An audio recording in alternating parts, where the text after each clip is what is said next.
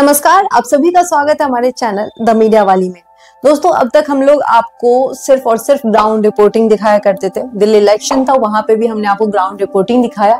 हम public opinion किए, जहां पे हम आपको दिखाए कि जनता क्या सोचती है सरकार के बारे में, जनता की समस्या क्या है और सरकार किस हद तक अपने जिम्मेदारी को पूरा कर रही है।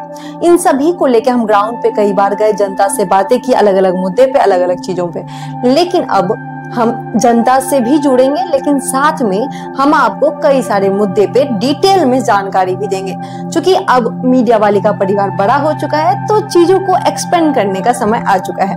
मैं कोशिश करूंगी कि आपके कई सारे सवालों का जवाब दे सकूं, ज्यादा से ज्यादा टॉपिक कवर कर सकूं, और इन सब को लेकर आज हम बात करेंगे। साथ ही हम समझने की कोशिश करेंगे कि वक्फ बोर्ड क्या है, इसमें क्या संशोधन किए जा रहे हैं, और संशोधन करने के बाद मुस्लिम लीग के लोगों को क्या दिक्कतें आ सकती हैं, क्यों वो विरोध जता रहे हैं। और इसके अलावा हम ये भी जानने की कोशिश करेंगे कि अगर संशोधन हो जाता है तो इससे हमारे देश के नागरिकों को क्या फायदा होगा।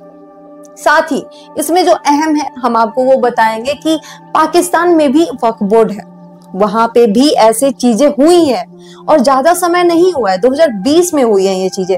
तो वहां का हाल क्या हुआ था जब ऐसी चीजें हो रही थी, जब वहां पे भी संशोधन किए जा रहे थे, वक्फ बोर्ड को लेकर कई सारे कड़ी नीतियां बनाई जा रही थी। तो वहां पे क्या हुआ था, हमारे देश में क्या हो रहा है, बड़े बड़े विद्वान क्या कह रहे हैं, इन सबको लेके बात करेंगे। वक्फ बोर्ड के बारे में हम सबसे पहले ये जानेंगे कि वो होता क्या है। देखिए, वक्फ का मतलब होता है दान करना। दान की गई चीज को हम लोग वक्फ कहते हैं।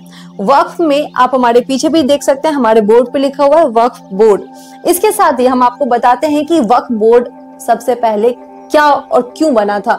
जब देश हमारा आजाद हुआ था, हिंदुस्तान और पाकिस्तान बना था, तो हिंदुस्तान से कई सारे लोग पलायन होके पाकिस्तान गए थे। जब पाकिस्तान गए थे, बहुत बड़ी संख्या में लोग गए थे और यहाँ पे अपना घर बार, जमीन जायदाद सब छोड़ के गए थे।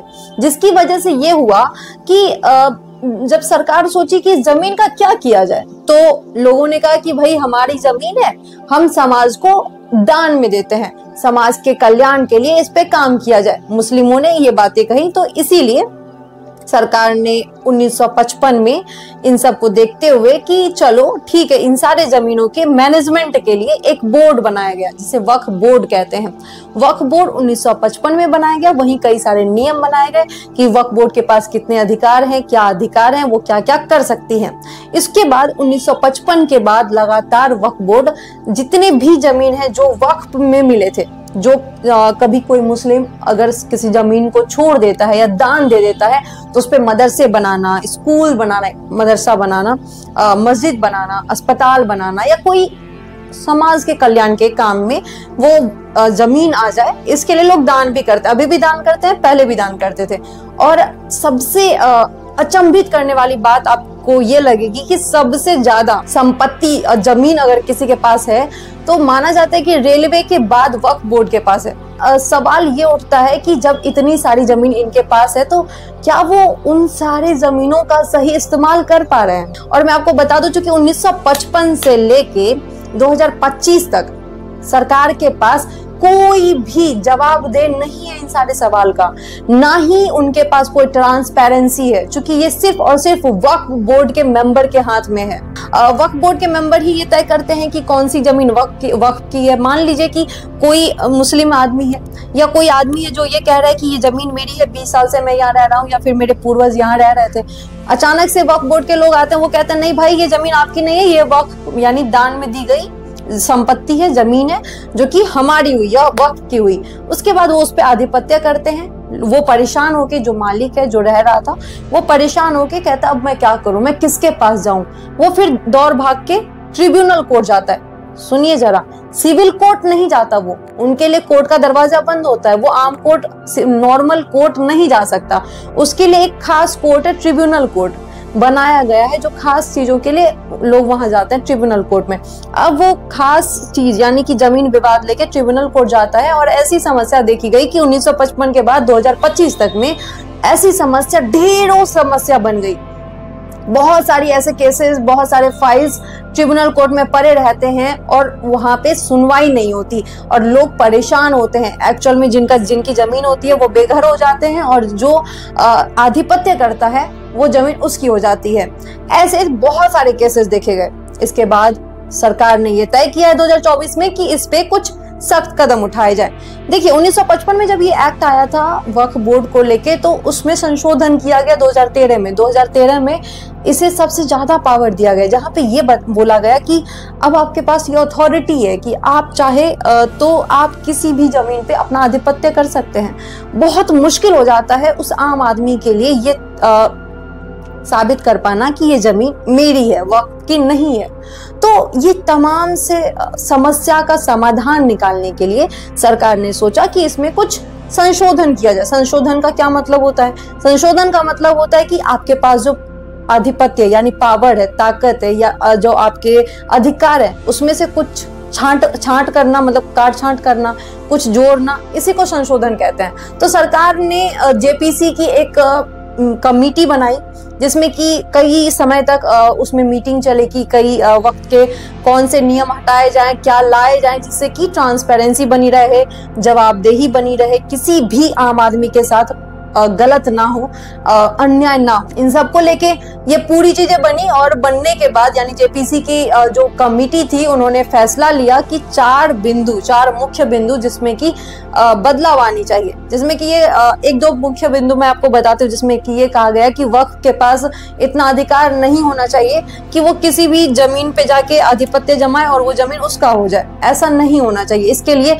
ट्रिब्यूनल कोर्ट जाने की भी लोगों को जरूरत नहीं है। उसी क्षेत्र के जो कलेक्टर हैं उनके पास वो जाएं और उसके बाद उसे अपनी समस्या बताएं।